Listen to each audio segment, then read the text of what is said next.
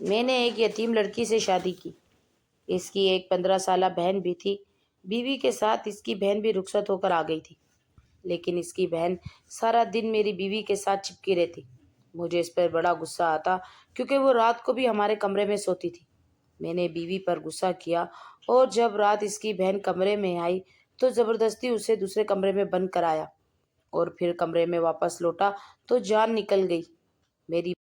میری بیوی کی بہن بڑی عجیب و غریب سی تھی، ہر وقت ڈری سہمی سی رہتی اور اپنی بہن کے ساتھ چپکی رہتی۔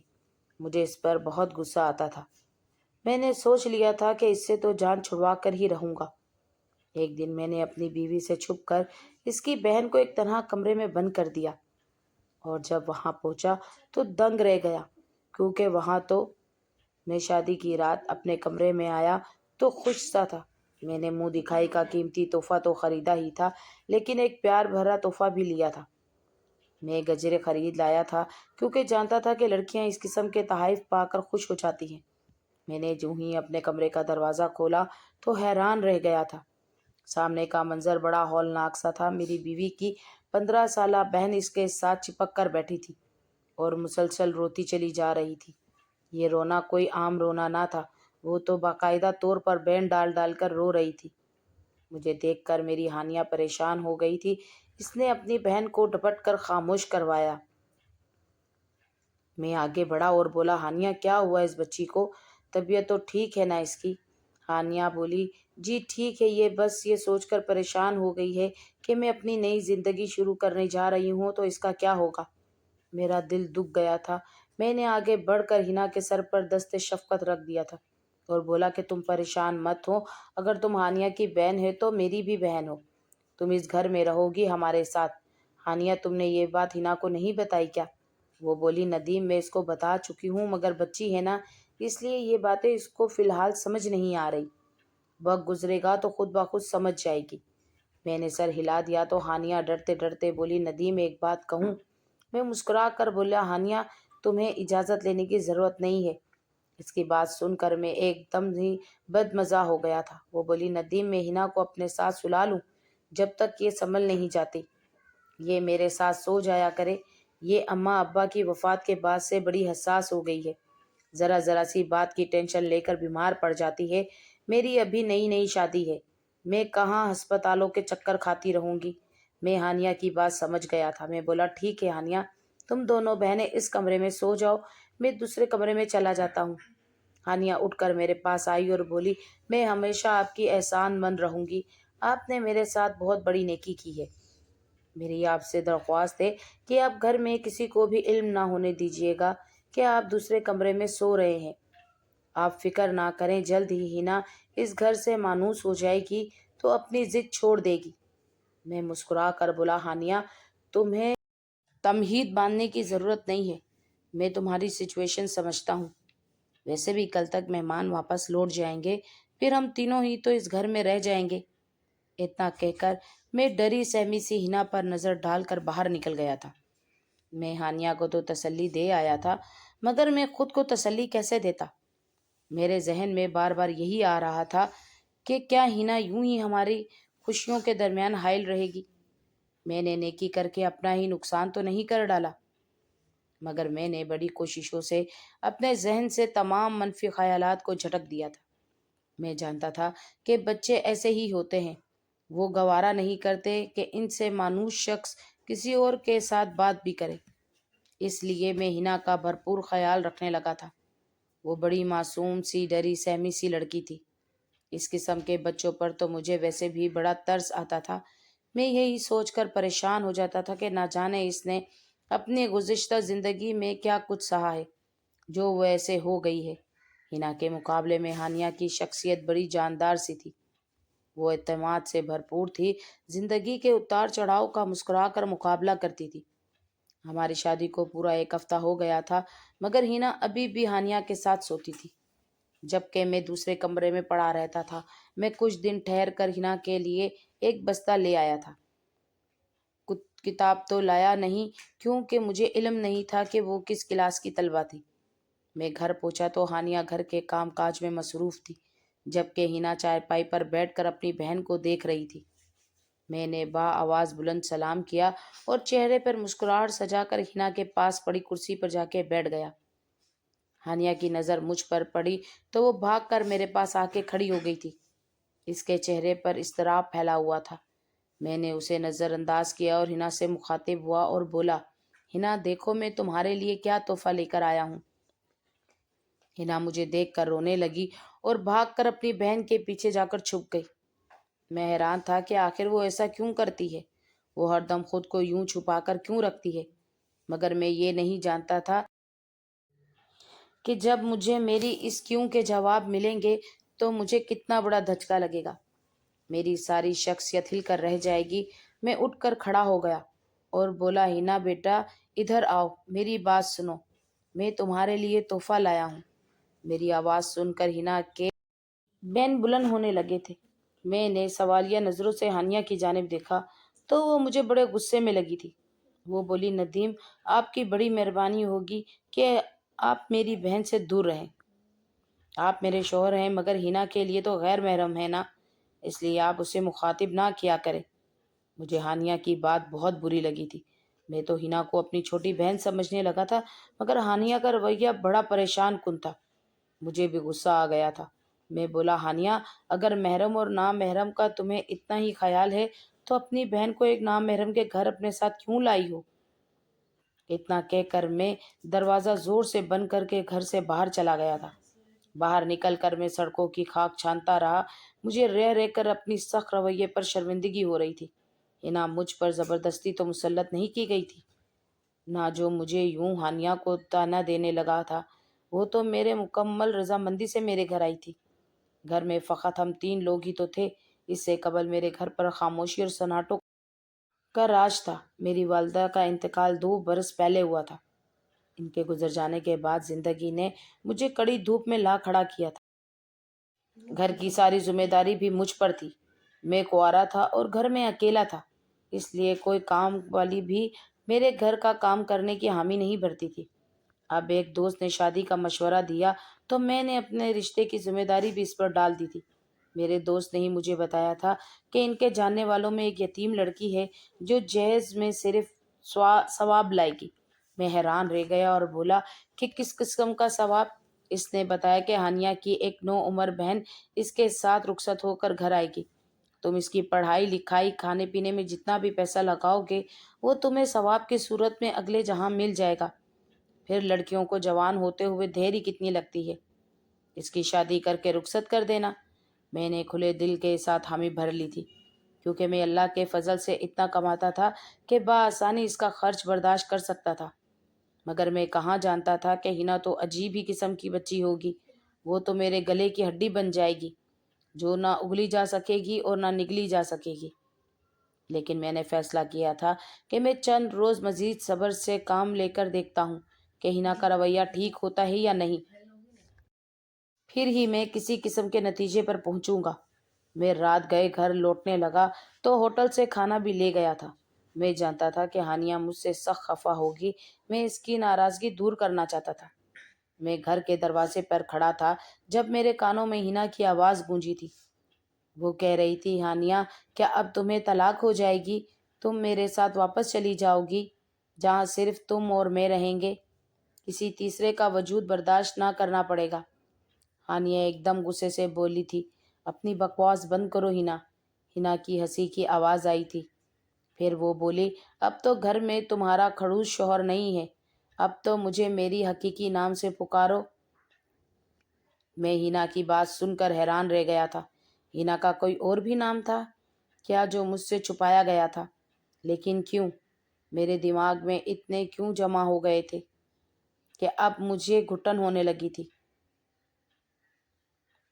میں نے جواب دروازہ کھولا اور گھر میں داخل ہو گیا۔ ہانیہ کی نظر مجھ پر پڑی تو وہ بھاگ کر میرے پاس آئی اور بولی، ندیم آپ کہاں رہ گئے تھے؟ میں آپ کی فکر میں گلتی جا رہی تھی۔ میں یہ دیکھ کر خوش ہو گیا تھا کہ ہانیہ کے چہرے پر ناراضگی کا نام و نشان تک نہ تھا۔ ہم دونوں باتیں کر رہے تھے کہ ہنا ایک بار پھر سے رونے لگی تھی۔ وہ بولی، ہانیہ تم اس کے ساتھ بات مت کرو، یہ مجھے غصے سے دیکھتا ہے، تمہارا شوہر گندا ہے۔ ہانیہ نے مجھے شکی نظروں سے دیکھا تھا۔ میں نے اپنی صفائی دی اور کہا، کیوں ہنا بچے، میں کیوں آپ کو گھورنے لگا؟ ہانیہ بولی، ندیم میں نے کہا بھی تھا نا کہ آپ میری بہن کو مخاطب مت کیا کریں۔ اتنا کہہ کر وہ ہنا کو ہاتھ سے پکڑ کر کمرے میں لے گئی اور میں صحن میں اپنا سا منہ لے کے کھڑا رہ گیا۔ اب میرا 14 طبق روشن ہو چکے تھے، کچھ نہ کچھ تو گڑبڑ ضرور ہے۔ میں تو ان سب کو ہنا کا بچپن سمجھ بیٹھا تھا، مگر یہاں تو قصہ ہی کچھ اور تھا۔ میرے دل میں شک کا بیج اگ چکا تھا۔ میں نے سوچ لیا تھا کہ ہانیہ پر سختی کروں گا تو وہ خود ہی اپنا راز کھول دے گی۔ صبح ہانیہ معمول کے مطابق ناشتہ بنا رہی تھی جب اچانک رک کر بولی، ندیم آپ ہنا کے لیے اسکول کا بستہ کیوں لے کر آئے تھے؟ میں ہانیہ کے کل والے رویے کی وجہ سے غم زدہ سا تھا، اس لیے مختصر جواب دیا اور کہا کہ میں چاہتا تھا کہ ہنا اپنی تعلیم جاری رکھے۔ ہانیہ ہنس دی اور بولی، کون سی تعلیم؟ ہنا نے تو اسکول کا منہ بھی نہیں دیکھا۔ اسے تعلیم کا شوق نہیں تھا، اس لیے ہم نے اسے اسکول میں داخل ہی نہیں کروایا تھا۔ مجھے ہانیہ کی بات اچھی نہیں لگی تھی، مگر چونکہ میرا موڈ پہلے سے ہی خراب تھا اس لیے میں کسی قسم کے بحث و مباحثے میں نہیں پڑنا چاہتا تھا۔ میں نے اپنا کھانا ختم کیا اور آفس کے لیے نکل گیا تھا، مگر ہنا کا وجود مجھے کھٹک رہا تھا۔ اس کی عجیب و غریب حرکتیں مجھے دیکھتے ہی رونے دھونے لگتی، پھر میرے اور ہانیہ کی طلاق پر خوش ہونا، یہ سب کیا تھا؟ ہنا کوئی ننھی بچی تو تھی نہیں، وہ پورے 15 سال کی تھی۔ اس عمر میں تو لڑکیاں بڑی سمجھدار اور سلجھی ہوئی ہوتی ہیں۔ یقیناً یہاں معاملہ اتنا سیدھا نہیں تھا جتنا مجھے لگ رہا تھا۔ شام میں بھی ہنا نے مجھے زج کرنے کی پوری کوشش کر رکھی تھی۔ مجھے دیکھ کر وہ عجیب عجیب حرکتیں کرنے لگتی تھی۔ میں ہانیہ سے بات کرنے لگا تو وہ اس کو ہاتھ سے پکڑ کر کمرے میں لے گئی۔ ہانیہ تھوڑی دیر بعد کمرے سے نکل کر بولی، ندیم آپ کھانا کھا کر اپنے کمرے میں چلے جائیں گے تو ہم دونوں بہنیں بھی آ کر کھانا کھا لیں گی۔ ہنا ضد کر رہی ہے کہ جب تک آپ باہر بیٹھے ہیں تب تک وہ باہر نہیں نکلے گی۔ مجھے غصہ تو بہت آیا تھا، مگر خود پر قابو ڈال کر بولا، ٹھیک ہے ہنا، بعد میں کھانا کھا لے گی، کم سے کم تم تو میرے ساتھ آ کر بیٹھو، تم تو میرے ساتھ کھانا کھاؤ۔ ہانیہ کے جواب نے میرے اندر آگ لگا دی تھی۔ وہ بولی، ندیم آپ کو تو پتہ ہے کہ ہنا کتنی ضدی ہے، گھر میں طوفان کھڑا کر دے گی، اس لیے آپ میری معذرت قبول کر لیں۔ ہانیہ اتنا کہہ کر کمرے میں چلی گئی تھی۔ اب میں اپنے آپے سے باہر آ گیا تھا۔ میں خود پر قابو نہ پا سکا اور کمرے کی طرف بڑھا۔ ہانیہ کی آواز آ رہی تھی، وہ ہنا کو کوسے دے رہی تھی، کہہ رہی تھی، ہنا کاش امی ابو کے ساتھ تم بھی مر جاتی، کم از کم میری زندگی جہنم نہ بنتی، نہ جانے تم میرے کس گناہ کی سزا ہو۔ میں دروازہ کھول کر اندر چلا گیا تھا اور ہنا کا کلائی سے پکڑ کر کھینچتا ہوا باہر لے آیا تھا۔ ہانیہ بھی بوکھلا گئی تھی، وہ ہمارے پیچھے بھاگی تھی اور بولی، ندیم یہ آپ کیا کر رہے ہیں؟ چھوڑے میری بہن کو، آپ اپنے ہوش میں تو ہیں؟ مگر سچ بات تو یہ تھی کہ میں ہرگز اپنے ہوش میں نہ تھا۔ اگر ہوش میں ہوتا تو کیا یہ سب کرتا؟ میں نے ہنا کو ایک علیحدہ کمرے میں بند کر دیا تھا اور ہانیہ کا ہاتھ پکڑ کر اسے کمرے میں لے آیا تھا۔ میں بولا، اب مجھے سچ سچ بتا دو کہ تمہاری بہن یہ سب کیوں کرتی ہے؟ ہانیہ کا چہرہ زرد پڑ چکا تھا، وہ مسلسل روتی چلی جا رہی تھی۔ وہ بولی، آپ کو اللہ کا واسطہ ہے ندیم، میری بہن کو چھوڑ دیں، وہ بہت حساس ہے، وہ ڈر سے مر جائے گی، وہ ایک رات تو کیا ایک لمحہ بھی میرے بغیر نہیں گزار سکتی۔ میں چلا کر بولا، کیوں؟ آج کل کے تو چھوٹے چھوٹے بچے اپنی ماں کے بغیر رہ لیتے ہیں۔ یہ کس قسم کا بہن چارہ ہے کہ تمہاری بہن تمہارا سایہ ہی بن گئی ہے؟ مجھے یہ سب بالکل بھی پسند نہیں ہے اور نہ ہی میں یہ سب برداشت کروں گا۔ میں نے ہانیہ کو گھور کر دیکھا اور کہا کہ تم اپنا یہ رونا دھونا بند کرو، مگر اس کے رونے میں اور تیزی آنے لگی تھی۔ میں ہانیہ کے کمرے سے باہر آ گیا اور باہر سے کنڈی لگا کر اپنے کمرے میں آ کر میں نے اسے دروازہ بند کر دیا تاکہ ہانیہ اور ہنا کا شوہر تھم جائے، مگر وہ دونوں بہنیں اس زور سے دروازہ پیٹ رہی تھی، ایسا لگتا تھا کہ وہ دروازہ ہی توڑ دیں گی۔ کئی گھنٹے یہی سب کچھ چلتا رہا تھا، مگر پھر فجر کی اذان ہونے سے کچھ دیر قبل دونوں کمروں میں خاموشی چھا گئی تھی۔ میں اپنے دل کے ہاتھوں مجبور ہو کر اٹھ کھڑا ہوا اور ہنا کے کمرے کی جانب قدم بڑھا دیے۔ میں اس سے معافی مانگ کر ہانیہ کے پاس لے جانا چاہتا تھا، مگر میں نے جیسے ہی دروازہ کھلا میرے قدم زنجیر ہو گئے، کیونکہ وہاں تو ایک لڑکا تھا۔ میں آگے بڑھا تو مجھے دیکھ کر سہم گیا اور پھر سے رونے لگا تھا۔ میں نے اسے جھڑک دیا اور بولا، میرے سامنے اب آنسو مت بہانا، نہیں تو مجھ سے برا کوئی نہیں ہوگا۔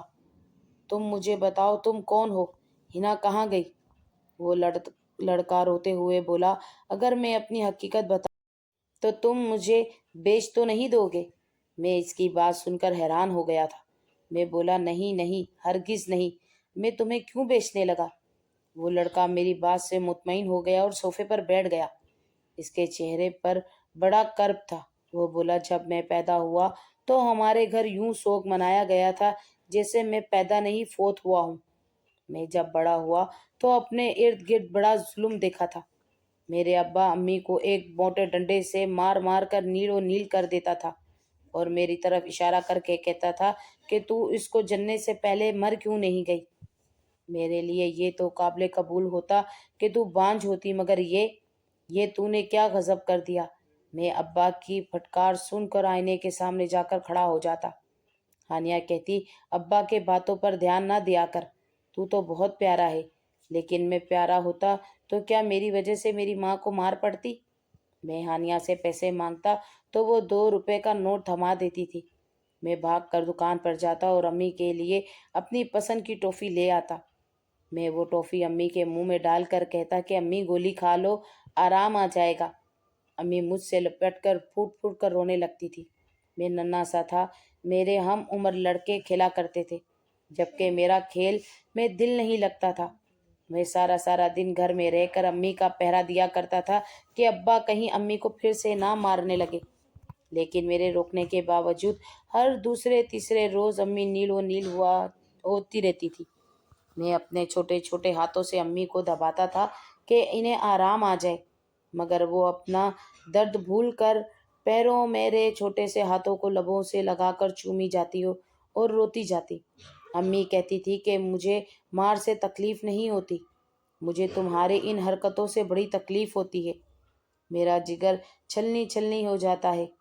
امی کی کمیٹی نکلی تو وہ بازار جا کر میرے لیے ایک سائیکل اور گیند لے آئی تھی۔ امی کہتی تھی کہ تم باہر جا کر تو کھیلتے نہیں ہو، گھر میں ہی تمہاری خوشی کا انتظام کر دیتی ہوں۔ میں سائیکل دیکھ کر بڑا خوش ہوا تھا۔ میں امی کے ہاتھ چومتا رہا تھا، پھر سارا دن کڑی دھوپ میں سائیکل چلاتا رہا تھا۔